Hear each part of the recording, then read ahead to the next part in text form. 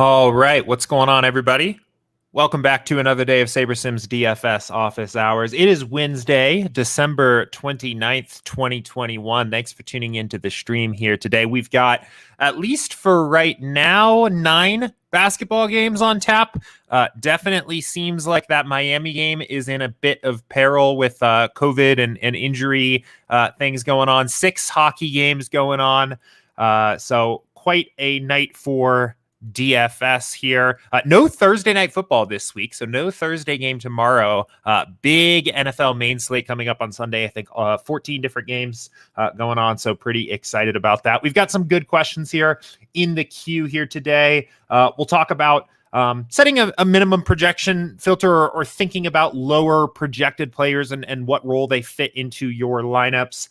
Talk a little bit about different sliders, late swap, and obviously whatever else comes in live on stream here. So as always, if you've got questions for me, pop them into the queue now. YouTube chat or the Office Hours channel on Slack. I answer things in about the order they come in. So sooner you get your question in, the sooner we'll talk about it. But let's go ahead and get ourselves started here. I'm going to actually just touch on this. This was a question that ended up getting answered in Slack. But I am going to just touch on this because I think it's useful. It comes in a lot here.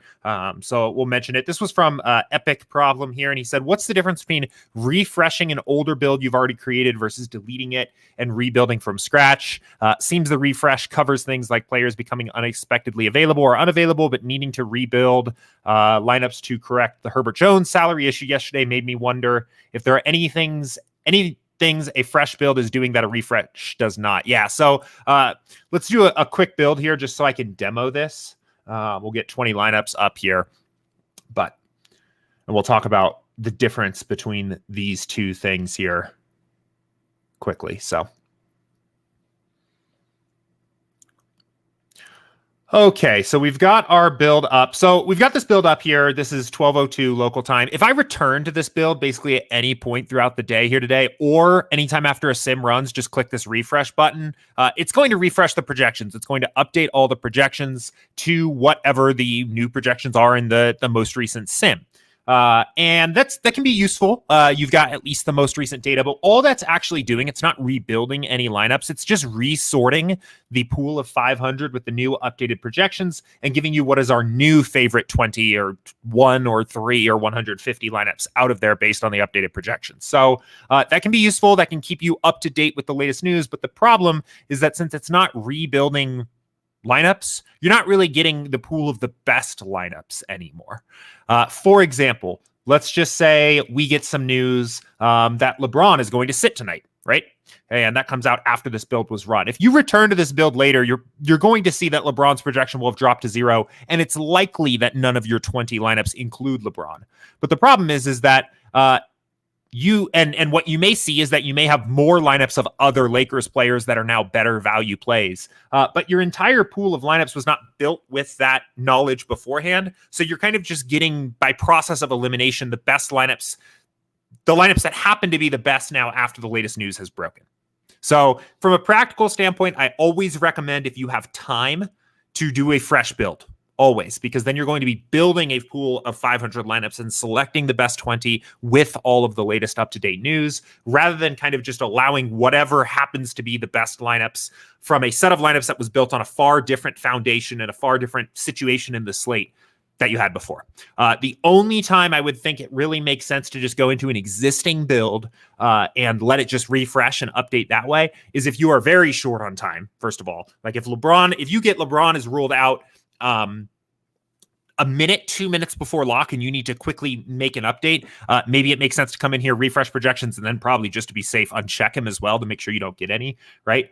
Or if there's minor stuff going on, right? If there's a sim that maybe runs that nobody got ruled out, as far as you can tell, there's not really any indication for any reason why the sim ran, but you see the sim ran, you want just to get that last little bit of updated news in there. I think that can also make sense. But I would say 95% of cases, maybe more than that, it just makes sense to rebuild your lineups instead. So common question there, definitely comes in often. So just wanted to touch on that here right at the start. But let's go ahead and keep it going. I do see a few more people have joined up here, so welcome everybody. If you got questions for me, go ahead, pop them into the chat now, and we'll keep it going in the meantime. And we'll jump to this question from Terrell. This came in Slack earlier this morning. And this question says, since SaberSim loves to give us the under-the-radar 4K dart plays that rarely hit, is it a good idea to add the rule, include only players whose projection is 20 or above, or would I be hurting myself if I did that? For example, last night I was getting a ton of Ty Jerome in my lineups, and the dude only scored 5.25 DK points. I took him out of my lineups, but I often get these a lot of these guys that rarely hit. So I'm just trying to see if there's a good way to eliminate that without hurting the product. I don't think that hurts anything at all. I mean, part of the reason this filter is here in the first place is to put a little bit of a backstop up. You're not going to get a ton of these guys in general. I mean, we can take a look at like a test build that we've just recently ran. I don't think we get a ton of these guys for the most part in general, but I do think it can be a pretty sharp idea to raise that filter if you're finding that you're getting too many of these guys. I'm trying to look and see. So just in 20 lineups here, our lowest projected player on DraftKings, at least at the moment, was 27 points. Let's see if we increase this up to like 150 and see who else starts to sneak in here. We'll probably start to get some lower projected plays. Even here, 18-point projection. Amir Coffey sneaks into one lineup of 150 for this particular build. So I don't think these guys show up all the time anyway. As you increase the sim variance slider, though, you definitely are more likely to start seeing some of those lower projected players in there. So if you are playing much top-heavier GPPs or are just doing something on your own to increase the slider, definitely possible that you might be getting some of these guys. But that also comes with the fact that you need higher variance plays. You need to include plays with a wider range of outcomes. You may need to take a few shots on some lower projected darts to build high value lineups for a 75,000 top heavy 150 max tournament. All of that said, I have found that I do like to increase this filter a little bit. I often bump it up to, I would say, about 18 points. Right. Mostly just because, I found that a few things have moved around here. We don't get a ton of these guys showing up in our lineups anyway. But if you've watched some of my other videos, I like to know that the lowest projected overall player in my pool that could possibly be showing up here is at least has a 5% chance of having 30-point game or so. Often I will bump things up to around that minimum projection of 18 to just trim a little bit of the fat here of some lower projected guys that may not sneak into the lineup anyway. But I just don't want my lineups, especially for NBA. I think there's a big opportunity cost to even good value plays, right? There may be a decent value play tucked in here. Cassius Stanley, Grant Williams, Keon Johnson, even all guys that are projected for 5x their salary, right? When they're overall upside is low, I just don't want him in there. And again, the Sims are going to take care of a lot of this, right? The Sims are going to understand that a guy that is projected for 5x but is 3,100 has low overall upside. There aren't going to be many buckets of Sims where it makes sense to put him in the lineups anyway, and you're not going to get a lot of him. But just as kind of increasing that floor there, increasing that backstop, a lot of times I send this up to about 18 for NBA. I do a similar thing for NFL. I normally pump it up to about 6 points and exclude defenses. You are certainly not going to break anything by doing this at all. I don't think you're going to stand to make your lineups much worse. I would say as you increase this further, right? It depends on the slate, really. As you increase this further, and maybe you say you increase this to 21, one thing you may find is that you may be pushing your lineups in a potentially more chalky direction, depending on the slate, right? The builder may often find some lower plays projected under 24, 25, 20 points, even on the right slate, that especially maybe in a game where there is a lot of minutes variance or a lot of uncertainty of who's going to play. The Miami game tonight is a good example of that, right? Don't know how many players are even going to be in the pool for Miami, to be completely honest. But in a murky situation, there may be sometimes some diamonds in the rough down here of guys that aren't projected all that well, but have a lot of variance in their minutes that you might end up excluding from your pool. These are kinds of the things that I would just be thinking about. But I certainly don't think there's anything wrong with raising this a bit to kind of increase your floor there. But I would definitely push back on the idea that SaberSim loves these players. I think selectively on the right slate, you may see a fair bit of lower projected plays popping in your lineups. I don't know what Ty Jerome was projected at, but I think he was certainly actually a decent projected overall play. If he had a floor game, that happens, right? That can definitely happen. But I imagine he's not a player that would have been eliminated from your pool, even if you increased your floor projection by quite a bit. But I could be wrong. I certainly could be wrong there.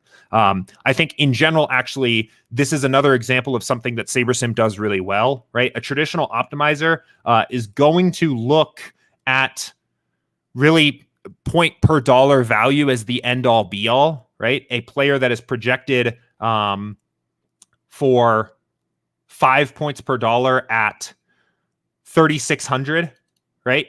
Is going to be treated very similarly by a traditional optimizer to a player at 8,800 that's projected for 5 fantasy points per dollar, because all it's trying to do is pack as many average fantasy points in while staying under the salary cap, right? I think this is why player pool curation on a traditional tool ends up being so important. Otherwise, you'll get a bunch of plays that actually lack a lot of upside. Our approach to building lineups and using our simulations to build your lineups should eliminate a lot of this. It really should. But as kind of well, not so much a bridge, but calling back to a question I had yesterday, I decided to start increasing my minimum projection filter for basketball and football because I found that I was zeroing out my exposure to lower projected plays in step 3 anyway. Plays under 18 or so DraftKings points when they were showing up. I was finding that I was just eliminating them anyway. But even here, we've got 150 lineups. We didn't even build a pool of 1,500, and we don't even have a player projected for under 18 anyway. So, but anyway, yeah, Terrell, let me know if that helps. If you have any other follow-up questions, nothing wrong with increasing that. Oh, the last thing I wanted to mention on that is to be a little cautious there is, or at least to be aware, there are situations where you can have a min price guy that ends up like pretty chalky here down at the bottom. If they're really well projected, like a guy, if you're raising your minimum filter to 21 or 24 points, something like that, like really increasing them. You sometimes may be actually removing viable plays from your pool. So I would say, here's how I actually go about doing this is what I always do is I'll leave this alone at 15 and I'll kind of scan the floor here and look to see if I can identify the first play that's listed here that I would actually be interested in playing. And then kind of figure out where that line is and just eliminate everybody above them. But there's situations sometimes where, you might have that guy that's projected he's truly min price. He's projected for 6x 18 points, right? And I want to make sure that at least that guy's in my pool, or at least I could possibly get him. So, but other times, right, there's not a player projected for anything less than 21 points or 20 points that I actually want to include in my pool. And maybe you draw the line there. The ownership projections can help a little bit as creating a flag of like, at least look at this guy, right? At least consider there might be a reason. If the ownership model is picking up on other people might play this guy, it might be a good flag for you that this guy maybe should be in your pool, right? It depends on the team, the matchup, the game situation, and how variant you want to be in general. But that can be a pretty good indication. So, but really good question there. Yeah. Cool. I guess, what?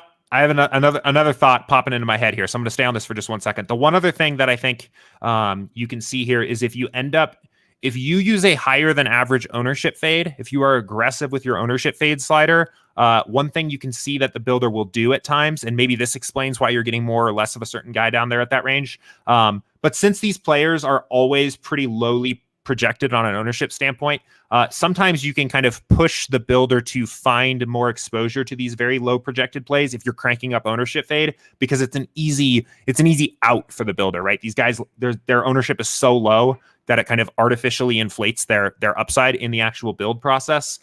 So I think one thing you can do is if you're turning up your ownership fade, I think it does make a little bit of sense sometimes to also consider raising that min filter so that you can kind of push push the builder to find lower owned plays that have more legitimate upside. But that's kind of the last use case I would think about there. So good question.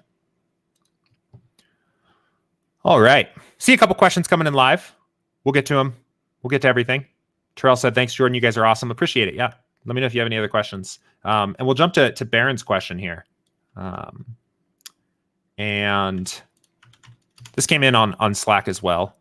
And he said, I know in the past and even yesterday, you've cautioned against running 0-0-10 builds in a sport like NBA to draw too many conclusions about players to fade or take stands on. What is the downside of using 0-0-10 sliders to build actual lineups if you already heavily adjust exposures on step 3? Is it lowering the overall EV of the lineup pool?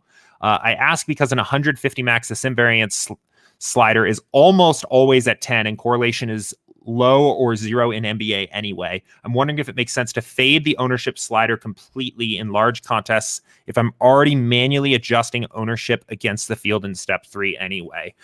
This is an interesting question. Yeah. So, I mean, I think with the qualification here or the context that you're playing a large field 150 max GPP, right? I mean, we can kind of piece together the risks here just by looking at what the sliders actually are. So first of all, I don't think you're not going to lower the EV of your lineups dramatically for a 150 max with 50K entrance plus or something like that by bumping sim variance from 9 to 10. It's not going to have an enormous impact. You're going to just move to single game simulations. Your lineups are probably going to be slightly more diverse, slightly more varied. The main things, I think there's a couple things going on here. I think the most concerning one to me would be the ownership fade slider, right? You are going to, especially right in a normally distributed sport like basketball, right? When you use single game simulations, you are still probably going to find single game simulations, sim variance 10. When you use that level of variance, your lineups in general are still going to probably be most heavily centered around the best overall plays on the slate, the best projected plays on the slate, because players have that normal distribution curve, right? Players with the highest upside are often also the plays that are the best projected point per dollar plays in general for NBA. So if you do that and turn ownership fade off, I would say it probably becomes very important at that point to have some mind towards ownership in step 3. So as you mentioned here, if you're saying that if you're heavily adjusting exposures in step 3 anyway, you're finding your own individual leverage the way you want to do so in step 3. I think that's fine, right? What you're basically saying at that point is that I want to have more hands-on control of how I navigate the chalk. So I'm going to turn ownership fade off and basically do it myself. That's fine if you think that you can add that value and you want to have that little bit more of hands-on control. You kind of remove a little bit of a safety net there, I guess is all I'm saying. If you have that ownership fade slider at 3 where it's supposed to be in theory, you know that your lineups have already been kind of built with an eye towards ownership. Whereas in step 3, it's kind of your responsibility. I think the correlation factors in general are going to have a relatively minor impact. I'm not even sure what the correlative effect is of 0 versus 3 really, especially if you're already building lineups at sim variance 10 and knowing how low the correlation factors are, right? I think that's probably going to be a net neutral effect. So, I mean, again, I think the way this question is written, really, it kind of already answers the primary things I would be concerned about. I would say if you're playing things like 20 maxes, 3 maxes, and single entries or whatever, smaller contests in general, using 10 sim variants might be a little bit too varied, right? You might be allowing too much just pure variance into your lineups, unnecessary variance, really. You'll be playing for situations far more razor thin situations than you necessarily need to for those contests. But the question is written for a large field 150 max where sim variance is already high, right? I think the other concern is turning ownership fade to 0. You remove you basically build completely ownership agnostic lineups but the question is written saying that you're curating your individual pool of lineups and picking and finding leverage on the field in your individual lineups on step 3 anyway, right? So maybe that's taken care of. I don't know. It kind of, I mean, not sure, Baron, if you're watching live, but I mean, let me know if you have any thoughts on that. I would say there's certainly nothing apparently wrong with the way that you've kind of described this from my standpoint. I think in some ways you're sacrificing potentially a bit of, I don't even know if safety is the right word, but maybe confidence in the fact that the lineups are built the way they should be, and taking on a little bit more additional control for yourself. Guy Will Gamble makes a good point here, and he says, wouldn't setting ownership fade to 0 also lead to building more chalky lineups themselves as well? Yeah, that's true. Yeah, so you're right ahead of me here. So even if you're curating the pool with exposures, you still have my lineup that may hold hands with the field more than what would be recommended. Yeah, so I think that's also well said, is that you're giving up some ownership fade in the lineup construction itself. So while you could still tweak your exposures and get under the field or completely fade some of the chalkiest plays, the resulting lineups you may end up with might still be a little bit chalkier than they otherwise would have. But I don't think if you told me that you were playing 150 large field 150 maxes and that your sliders instead of 339 were 0-0-10, especially with what has already kind of been qualified in the context of this question, I certainly don't think these are going to build you awful lineups. I'll say that. I don't think this is going to ruin your build. I don't think it's going to be better without any additional work, right? Because these are not the defaults for this contest, right? This some eye towards correlation, ownership fade, and maybe just a tad less variance is what has proven to be the highest expected value lineups in our back testing. But I certainly don't think you're going to ruin anything. I would actually, now that I've talked through this a little bit, Baron, I'd be interested. I'll toss this back to you, and maybe if you're watching or if you watch this later, you can respond. I would be interested to know why you want to do this. I'll throw that back to you, and because I think it would help me answer the question a little bit more if you said that, you are trying to accomplish X by doing this, and then we can kind of talk through it.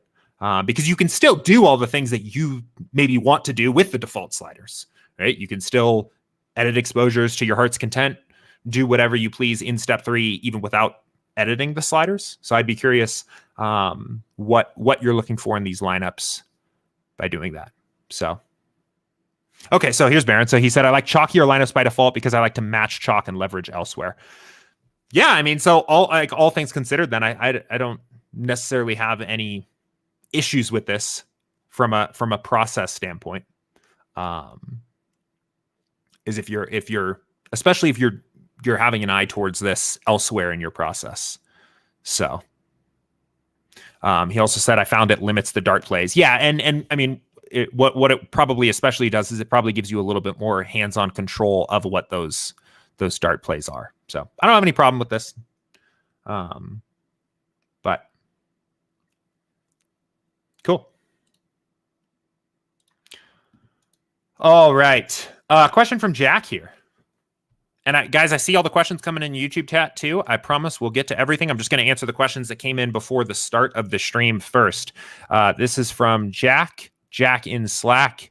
And he said, hi, Jordan. I'm sure there's not a clear-cut answer to this, but do you think most pros build their lineups to last the entire night and only late swap if valuable news breaks, or build lineups to late swap before the start of slates? I watched a pro the other day say he only late swaps if valuable news breaks or if he's winning. I guess this is to block the competition from passing him. What are your thoughts? Thanks.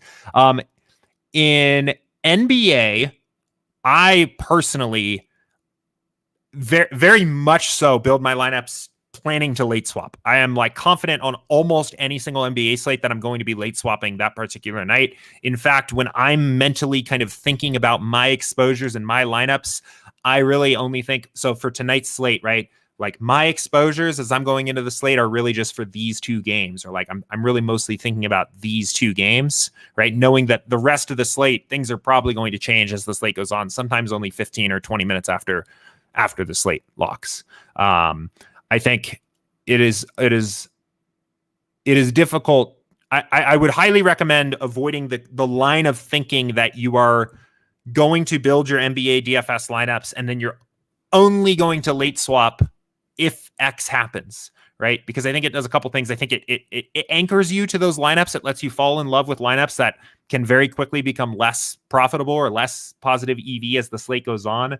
It may make you resistant to changing to new information, right? I would mentally put yourself in the mindset that the lineups that you're going into lock with really, and for each ensuing lock, right, the additional players that get added to a lineup are only for those particular games that are starting. I mean, I think people have asked me before, when should I late swap? How do I know when the news is appropriate enough to late swap? And like this question's kind of hinting that as well, right? I could say, yes, only late swap if valuable news breaks. But then the very next question is, okay, what's valuable news? So here's what I typically do. I keep an eye on the sims throughout the night. Sims are going to run quite a bit. I'm sure if you followed the NBA lineup alerts channel, you see that Sims kind of run pretty frequently, even if there's not like a significant player that's getting ruled out or anything like that. I like to use a combination of the Sims along with the actual Underdog NBA Twitter that's also plugged into that channel to keep an eye on if news is breaking, combined with Basketball Monster. So Basketball Monster has this really just easy to read player news dashboard, and you can kind of follow along with the news that's breaking. So I'm typically looking for,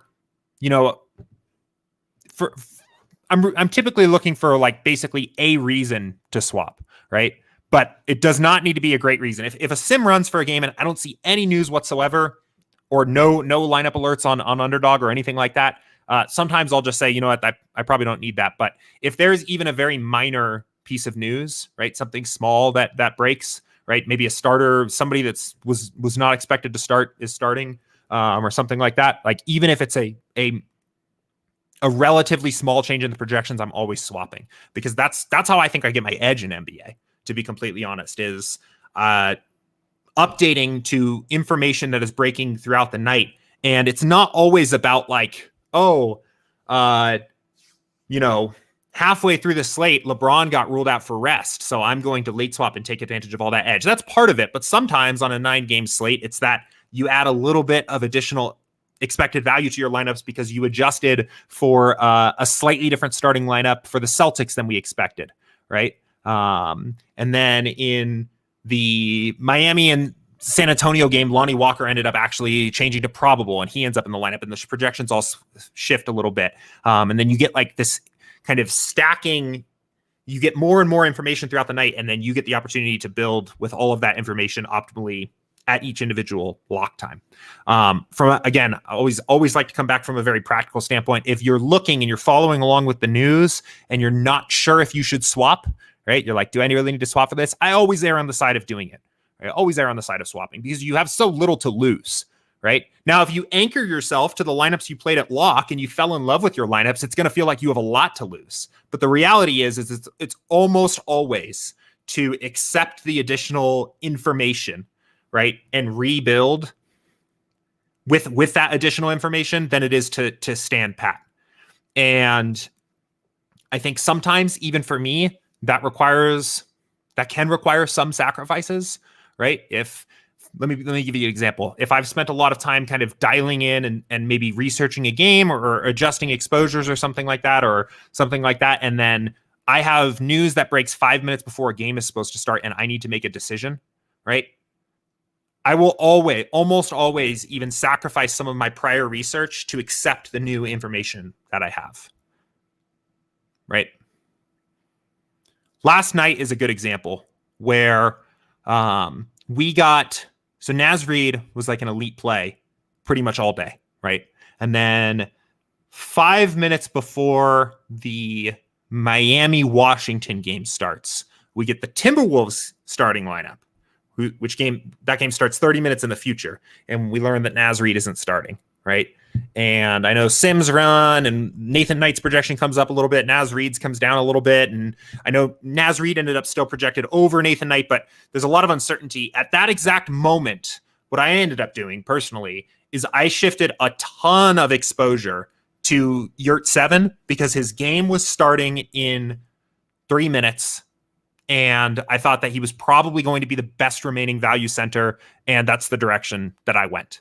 I sacrificed a lot of the thought process that I may have had leading up to the lock. I sacrificed some exposure settings, maybe some changes to projections, right? All within a 3-minute period, basically saying, I think that I'm gaining more relative advantage over the field by making this quick swap to accept this new information that I have now, right? And sacrificing other research or other exposures and things like that that I have put in throughout the day. And that's why I think, oh, wow, look at that. Oh, those are for tomorrow's games. You just got a bunch of Magic are playing a little shorthanded again tomorrow. But I see it often where there is maybe frustration, and the last thing we want is anybody to be frustrated using SaberSim, right? One of our goals is to make it so that you have more flexibility when using the late swap tool to control exposures and things like that. But I think in general, like it almost always, especially if there's a reason to swap, something in the starting lineup has changed, it almost always makes sense to be willing to sacrifice some of your prior research, some of your priors, maybe your exposures and custom projections and things like that, and accept the additional advantage you get by having new information that most of the field isn't even going to react to at all. And if they're going to do so, they're not going to do it the right way. So, like, to sum up this question, I use SaberSim Similarts, Underdog NBA, and the Basketball Monster news dashboard to generally make a decision of when I'm going to late swap. I go into lock planning on late swapping multiple times generally throughout the slate. And I will err on the side of allowing rebuilding with the new information I have more than not, even if I have to sacrifice some research or a plan of how I was going to attack the slate beforehand, right? So, because I think you gain so much advantage by acting on that information, because so much of the field just doesn't. First of all, there's so many people that just don't even late swap, and those that do are probably not doing it in the right way, right? Because they don't have the power that we have of SaberSim, right? You almost kind of you have almost like a multiplying effect each individual game that starts. Each time you get to include more information in your builds, the better your lineups get.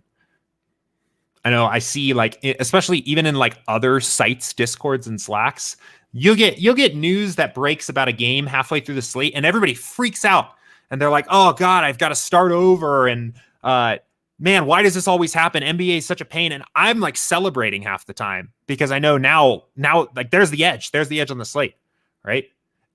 Like, we got it. And like, I hope for more. I hope we get LeBron getting ruled out 45 minutes into the slate tonight. And then I hope, I don't know hope we get something else later, right? Make it even harder because it's so easy to swap on SaberSim.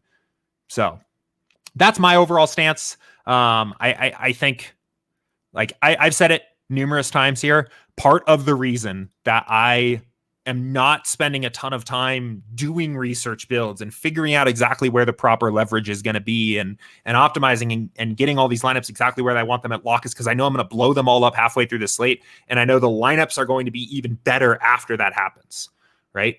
Like, who cares if I can figure out that the optimal ownership of, I don't even know, pick a name. Who cares if I figure out that the optimal ownership of Isaiah Roby is actually 20% and I'm going to play 40% of him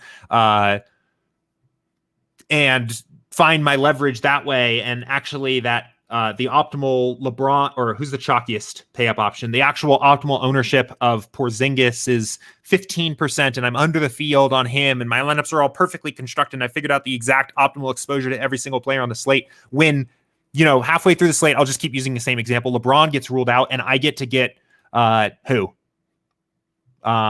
Russell Westbrook at 10% ownership or Carmelo at 1% ownership, right? Like, who cares at that point? That's the edge. That's it, right? And that's just one example. That happens typically numerous times throughout a slate. I'm going to say the last thing on this and then we'll move on because I know I've been on this question for a little while, but it's the same thing with everybody has been in just panic mode about, the state of the NBA, which I understand to an extent, right? I obviously want NBA games being played, but like, I've been somewhat celebrating that as well. The more chaos, the better, because then you're getting You're getting all the edge for free.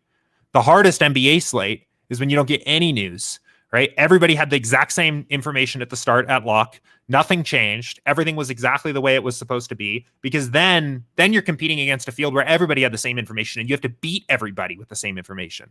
You can just beat a huge chunk of the field just because you are playing. Imagine if you were playing against 80% of the people, right? You had projections and you had ownership for every single game on the slate, right? And everybody else's projections, they had projections for this game, they had projections for this game, they had projections for this game, and everything after 6 o'clock was black box, right? That's not the reality of what's happening, but that is like an approximation of basically the way NBA ultimately plays out, right? Or half the field, right? Half the field doesn't have maybe even less. I don't know, 25%, right? You get the idea. A portion of the field just doesn't even have projections for the later game. That's ultimately the way, at least in effect, that the NBA plays out. And a lot of people just accept that. They're like, no, I'd rather build my lineups with the information that's now 2 hours out of date, right? So anyway, ranting now, but I get pretty passionate about late swap in NBA because I really do. I mean, I think it's a huge part of the edge. And if we didn't have it, I know in the past, FanDuel hasn't had it, right? If a site or all the sites went back to removing late swap, I would have to change my strategy pretty significantly because I'm counting on it. So anyway, good question though. Really good question. Okay, this is a fun one too. This is from Mike. And he said, can you go over contest selection for Yahoo, NBA, and NFL? Yeah, I can. Let's pull it up. Okay, so Yahoo's a little bit of a different beast because the contests are going to be quite a bit smaller, right? Smaller site. But there's a lot of things going on Yahoo that I think kind of counteract that, right? I think they kind of make that, or they alleviate the pain of that quite a bit. But if you're doing the effective entrance rules and things like that we typically talk about, you're going to find a lot of you're going to find almost no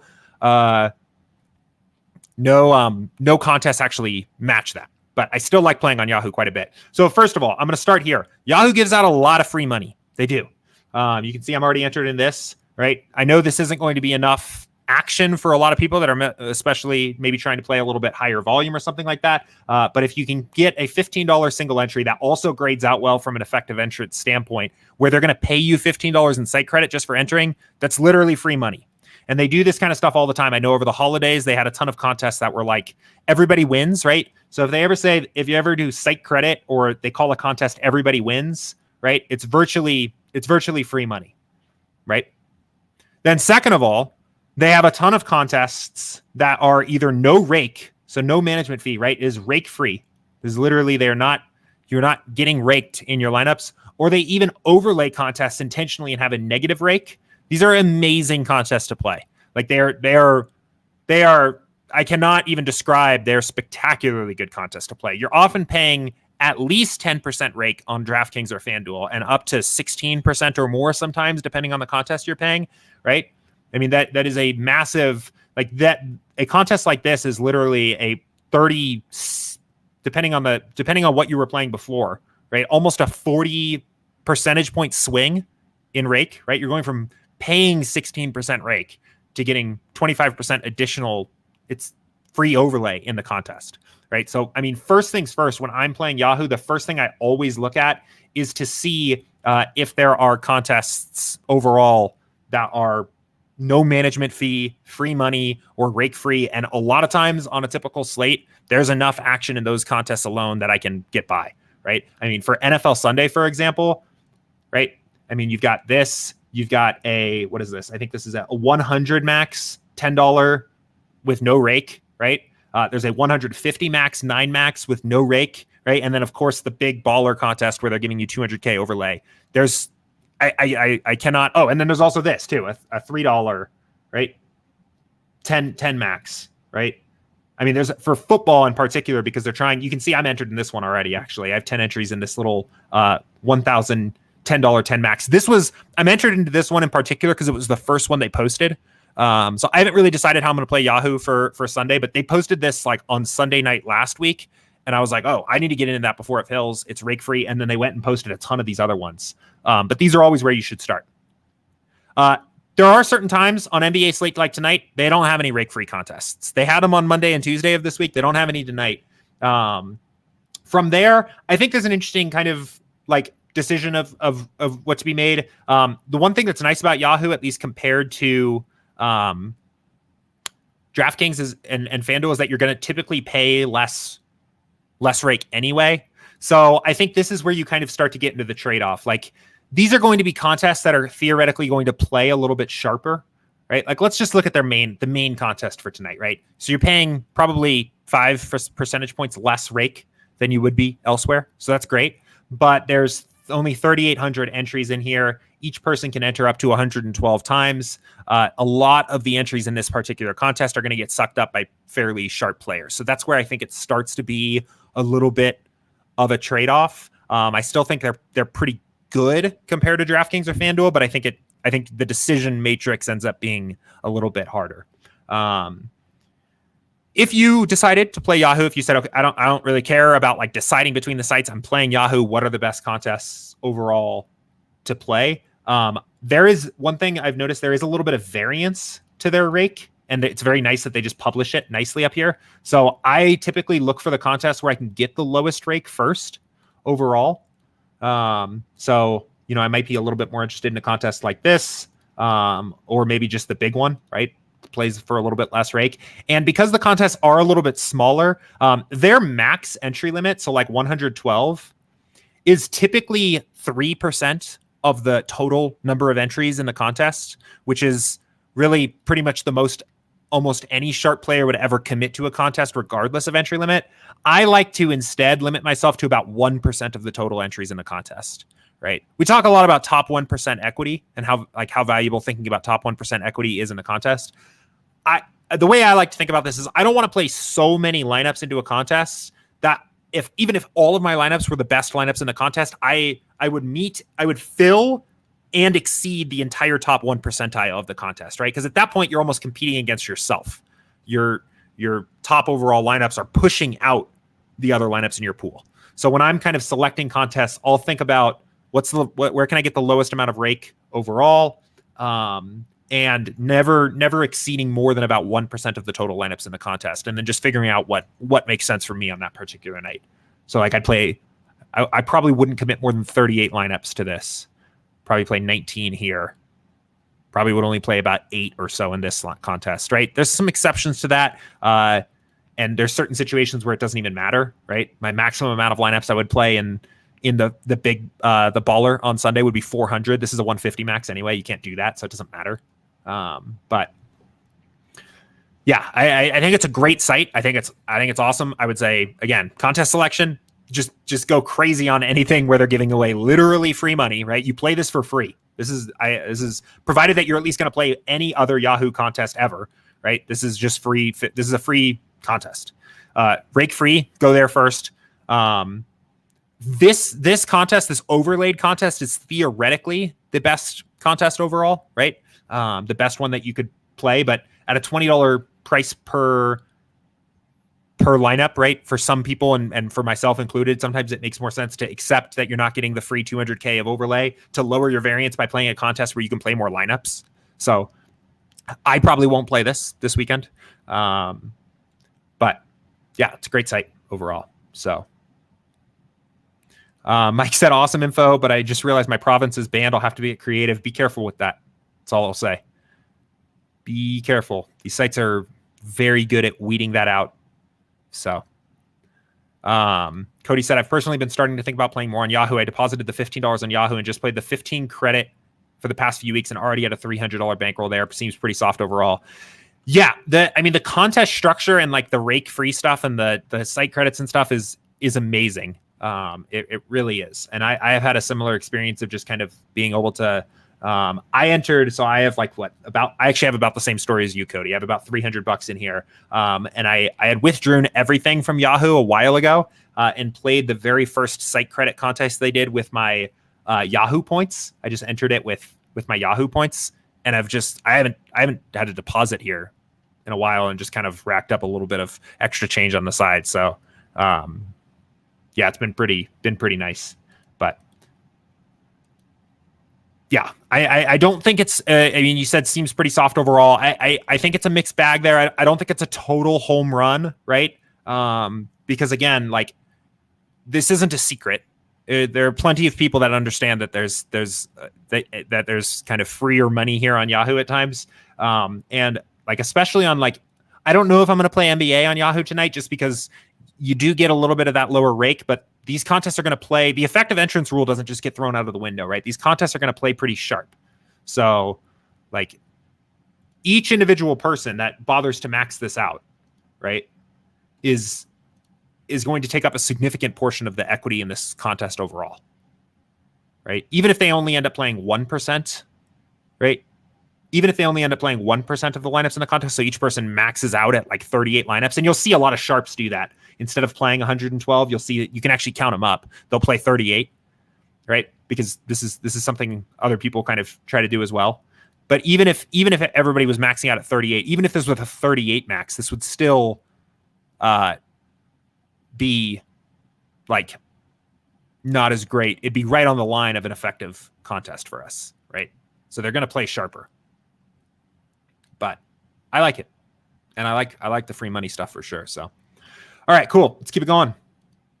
I'm going to hit the questions that came in live here. I see there are questions in Slack, but I want to catch up to everything that's coming since the start of the show here. So, let's see. Question from Michael. Let's jump back over to SaberSim here. So if you've already uploaded your entries file and built a lineup and downloaded it to DK, then you decide you want to completely rebuild your lineup instead of late swapping. Do you replace the original build and allow future late swapping for the replacement lineup? Okay, let's see. Let me go somewhere where I actually have entries. Okay, I'm entered on FanDuel. Okay, give me a sec here. I got to download an entries file. So I'm like slightly confused by the question, but I'll just walk through like actually what to do here. So give me a second here. Okay, so we'll get this. Okay, so let's say, okay, so we have our entries file. Okay. So let's build some lineups. And let's just say I'm doing this. Probably good anyway. Anytime anybody asks a question that allows me to replace my reserved lineups on a site, I'm always fortunate for it because it's something that I should be better at doing anyway. Instead of leaving reserved lineups in there. Okay, so I have my 150, right? I'll play 150. I'm going to fill this. I'm going to fill with rank.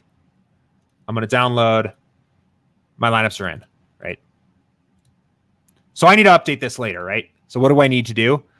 You shouldn't, in general, have to go through and re-upload a new entries file or do anything like that unless you've entered new contests or anything like that. But especially before lock, if it's before lock, no players are actually locked into your lineups. If you want to come back and re-update this later, right? All you would do is run a new build. Let me make sure I'm not like misunderstanding this here. Okay, yeah. So no, I don't see any other questions. So all you would do is just run the new build and then fill it again, right? So we're good here, or we'll be good in a second. Now this is our new build, right? Maybe lineups, maybe things have changed. So now we can just go back. We don't need to clear anything out here, right? Again, provided that you haven't entered new contests or anything like that, the entries file is still good. And now we can just fill with the updated build, right? And then go back, download, and go back to FanDuel and update it again.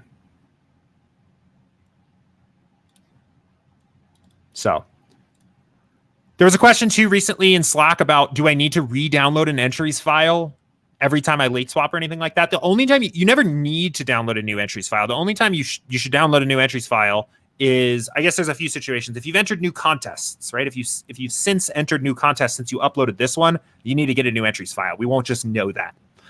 If you've hand edited or hand built any lineups on the site. So let's say I did this and then I decided that my 3 lineups I'm entering into the big boy tonight, I want to hand build, right? And then I need to late swap later. Well, in that case, I need to go get the new entries file to make sure I have the right lineups showing up here, right? Or the last situation is if you're getting errors, right? Let's say you're running your late swap and you're uploading and it's saying can't make that player swap because player's game has already started or something like that. Start over with a fresh entries file. But otherwise, you don't ever need to start with a fresh entries file. You just use the one that's already in there. So let's see. So Michael said, for example, last night I wanted to fade the 6 p.m. game and built a lineup before lock. I had uploaded the entries file. And instead of late swapping, I wanted to do a complete rebuild after lock. Okay, I've done that before too. If that is the case, you can use, okay, I understand. I think I kind of misunderstood the question originally. So I know this probably isn't the situation tonight since there's 2 games at lock, but let's say that you had just decided that your particular approach was to fade all 4 of these teams. And you built your lineups at lock, right? You entered the contests, and now 530 is rolling around. So the question is, do you need to late swap or can you use an actual fresh build? In this particular case, because no lineups have players from the early game, right? You can actually just run a new build here and treat this as if you're playing a 7-game slate that starts at 4:30 instead, and that will work. You don't have to use late swap in that particular case. So the exception there is that, like, if you're going to go, you need to make sure that these teams remain unchecked in that build. Because the builder here, right? Not the late swapper, but the builder, the full lineup builder doesn't necessarily know when a game starts. So if you let these teams back into your build, it will start putting some of these guys into your lineups. But if you keep them unchecked, you could do a build like this if you had faded both of these games at lock, and it would work filling that way. Does that make sense? I've done that before. So let me know if that makes sense.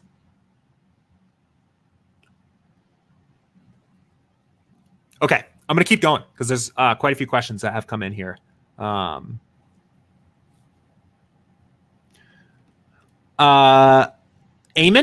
I'm not sure. Let me know how to pronounce that. Do you recommend using an Excel sorter after you build your lineups? By no means do you need to do that at all. I think in particular because of SaberScore. So when you build lineups on SaberSim, we're not just necessarily sorting the lineups by the top overall projected score. We actually come up with the SaberScore calculation, which takes into account the raw upside, the ownership, and the correlation of the lineup to quantify what the actual best GPP lineups are for the contest you said you're playing. So it's a pretty solid approach to identifying the highest expected value lineups in a build. If you've got something that works for you, I know there have been people that have come on here before that say, my process, I download my entire pool of 1,500 lineups and I use some Excel tool to identify lineups I want to play. That's great. But is by no means part of the, like, what we would call the primary use case of the tool. By no means a necessity. But if you've got something that works for you, I've experimented with it. I've messed with it quite a bit, to be honest, and I never found that it was actually adding any value compared to just using the highest SaberScore lineups. But if you've got a reason for it, something that it does for you, that's nice. I'd say go for it. So.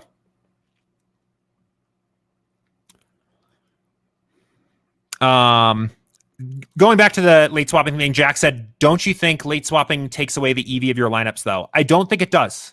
I really don't. I think all it does, it may increase the variance of your lineups a bit. And you may have seen that before. You may have a guy that you got 100% exposure to pre-lock that comes down to like 70% after lock. And that's because in late swap, each lineup only gets rebuilt once instead of having like a big pool of lineups that is sorted through. So you increase your variance a bit, but I think the advantage that you get of including the most recent information outweighs any additional variance that you've added to your lineups. So. OG Yomi said, what's the best way to build a single entry lineup for NFL DFS? Let's go take a look. So one of the cool things about, again, just always singing the praises of the software here, but one of the cool things about SaberSim is that we'll set your settings automatically for you where we think it makes sense based on the contest you're playing. So let's say you're playing a 25K person single entry for this week's NFL slate, right? You can go in here and say, I'm playing a GPP, it's a single entry, and there's 10 to 50K entrants in it. And we'll say, okay, sounds great. The correlation that you should use is about 6 out of 10, ownership fade 2 out of 10, variance 6 out of 10, right? Then we can go ahead and build this. And what's actually going to happen is we're not just going to build one lineup, we're going to build you 500, right? We're going to build our 500 favorite lineups for this particular contest and let you kind of go ahead and choose of what lineup that you think that you want to go for. We'll sort the best overall lineup to the top that we think is the best overall lineup, but doesn't have to be the lineup that you end up with. And all of these lineups are what we consider are viable for the contest, right? We're building all 500 with the same settings here. We all think they're viable. So if I was just playing a single NFL DFS lineup, right, a single entry, single bullet, I'd do something like this. I'd probably do a little bit of my own individual research, maybe to find whatever. Maybe it's a couple core plays that you want to include, or maybe you know what the stack is you want, or maybe you know what a couple fades are, you know what a couple guys that you just by no means want to play, and then go through and figure out what that looks like. There's a couple tools you could use to do that. You can use the exposures. So you could say, you know what, I don't want to play Brady versus the Jets, even though it's a good matchup. Maybe you kind of think that game's going to get out of hand. So I'm not going to play a Brady, right, lineup. So you could just uncheck him and kind of see what comes up next. And then you're looking at this and you're like, oh, okay, you know what? Chiefs against Cincinnati, that looks like a pretty good matchup, but I don't like the idea of playing 3 pass catchers with my quarterback. So I'm going to go ahead and set that exposure to 0, right? And okay, this is looking a little bit better, right?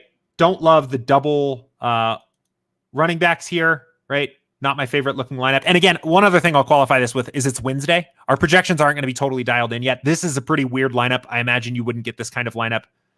Oh, actually, no, our projections are just wonked right now. These are not right. I'm realizing that now. Tyreek Hill is not projected for 577. So it's early in the week, so our projections are not updated for this week's main slate. But this is kind of the process I would use. And you know that as you're going through and kind of handpicking your lineup, we'll sort through and find lineups out of the 500 that we like. One other way that you can do it, and one other way that I've kind of experimented with this for myself before, is to just close this and instead to open up the entire pool of lineups and look at these here. And I'll kind of what I'll do is I'll check in lineups that I'm considering. So maybe because there's a certain player that isn't in the lineups, whatever, I'll be like, I kind of like I'm considering these, again, these projections are weird. We're getting weird lineups here, but I'm considering these 5 lineups and then go back to my individual lineups here, maybe open this back up and kind of finally decide. But the settings themselves are pretty well optimized for what you need. You don't need to do a lot with the settings overall. So.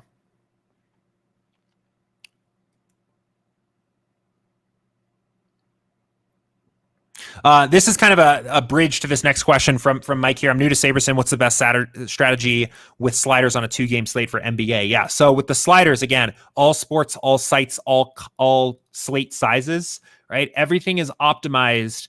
What we have done with the sliders is we have, for basically every single slate size and site and sport out there, we've built thousands of lineups at every single slider combination and tested them against real actual past contests that have run. And what we have determined builds the highest expected value lineups for your particular contest is where we set the sliders. So if you want to know what we actually think is the optimal strategy from the standpoint of the sliders on a 2-game slate, you can go click a 2-game slate like the express slate we have tonight on FanDuel and go see. If you're playing a single entry, right, 2-game slate for almost any sport is always going to be a very high variance game where you need to be aggressive with fading ownership to give yourself an edge on the field and also to avoid duplication. Right. So you're going to see typically ownership fades, sim variants are going to be very high. Not so worried about correlation here, right? You probably need to build a lineup that's pretty close to the optimal actual scoring lineup. So not so concerned with correlating here, right? You're very nearly trying to build lineups that are optimals for various 2-game outcomes here.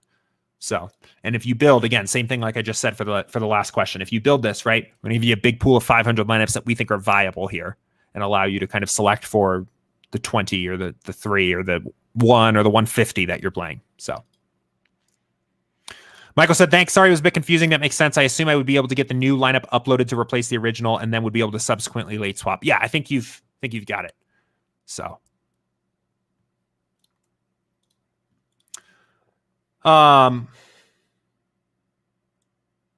cool. Good question here from Sean. And Sean, sorry it took a half hour or so to get to your question here, but said, hello, Jordan, I'm new to SaberSim. Do you have any advice regarding what my first steps should be when I first log into the website? What research tools should I use and or stay away from? Good question. Okay. So it's your very first day with SaberSim, right? I think I've kind of talked a little bit about some of the same themes here in these last two questions, but we'll talk about it again here. So first thing you're going to see is this page, right?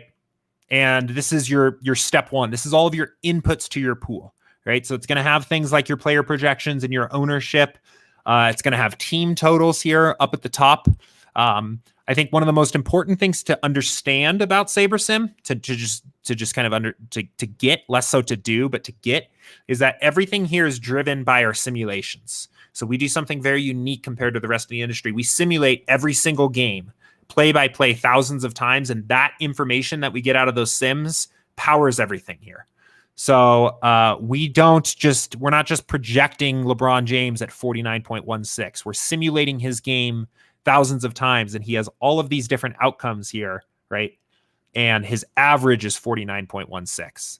But from a practical standpoint, from a doing standpoint, I would say for a brand new user, I would not worry about doing so much here on step one, right? I think there's a lot of information to process here. This can be a little bit of intimidating. I don't think you need to do a lot here early on, right? Step two, right? This is where you're setting your build settings. This is how the lineup pool gets built. And I've said it a couple times here on stream. These settings are optimized for the contest you tell us you're playing. So when you are just starting out, right, there are things you can do to change. There are reasons to change things around here. But when you are just starting out, we think that the default settings for whatever contest you tell us you're playing are going to be very, very good for building what you were trying to accomplish, right? So let's say it's a 20 max 10 to 50K, right? And this is what you're playing. We're going to build you 500 lineups. We're not going to build just 20. We're going to build 500. And that is going to allow you, and I'm just, instead of building again, I'm just going to go back to the build we just did. That is going to allow you on step 3 to make your changes and add some value here. And I think this is the best overall place to do so when you are new, just starting out with SaberSim, because it's somewhat safer, right? Since we've already built a pool of 500 lineups that we think are viable for this particular contest, anything you do in here is just going to be selecting a 20 lineup pool out of a pool of 500 that we already think is good.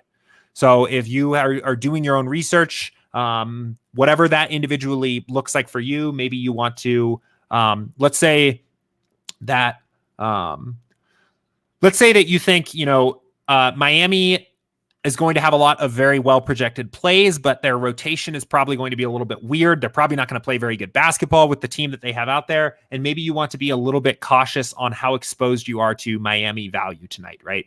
So maybe a guy like Marcus Garrett, if you want to reduce your exposure to him, right, you can just go ahead and put in, I only want 40% exposure to Marcus Garrett instead. And what we'll do is we'll resort through the pool of 500 and pull out our best 20 where no more than 40% of your lineups have Marcus Garrett, right? Maybe you're all in on Porzingis, right? Sacramento plays fast pace. Still no Luka. Porzingis has been on a roll. Maybe you want to lock him in. You click lock, and we'll do that, right? And all we're doing is sorting through and kind of continuing to dial this in here. Dial in your pool of 20 based on your pool of 500. So that's kind of the basic walkthrough. Again, in summary, I think when you are just starting out, to leave most of what you see on step 1 and probably step 2. Well, leave most of what you see on step 2 and probably step 1 alone, and let most of your work come in step 3. I think is the easiest way to start out, and go from there. There's obviously a lot here. There's a lot to do. There's a lot to learn. Definitely recommend watching more of these streams. I do this every Monday through Friday, not this Friday this week, but every Monday through Friday on a normal week, 2 p.m. Eastern. So I'd recommend keep tuning in here and ask any questions you have. We also have a ton of content on our YouTube channel, and it's sorted into these courses by sport. So if you are interested in watching probably close to 10 hours of content on NBA strategy, I'd check out our NBA course. Right? They're in rough order of the order that I think you should watch them in. You can skip certain things if you're not going to play cash games, right? Skip cash games. If you're not going to play showdowns, skip showdowns, whatever. Same thing for NFL. But that's the basics. So Casey noticed the issue with the projections as well. He said, can you tell me if projected scores will increase on NFL players as the week progresses? They certainly will. Something's off with the projections, but it's early afternoon here on the Wednesday, so we'll get them dialed in. I'll double check too as well, and make sure that we get that fixed. So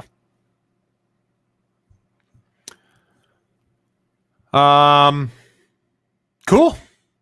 I think that's going to just about do it. I don't see any other questions that have come in. I don't believe I've missed anything here. So I think we are all good. Thanks everybody for tuning in, asking questions. That was a fun stream today. Talked about all kinds of different topics. It went fast. But we will be right back here again tomorrow on Thursday, last stream of the week, with the New Year's holiday coming up. So good luck in your contests tonight. Have fun. Enjoy the NBA and NHL slates. Hopefully this Miami game plays. My fingers are crossed that we get the Miami game in the slate. But otherwise, we'll be right back again tomorrow, 2 p.m. Eastern, same time, same place. And I'll see y'all there then. See ya.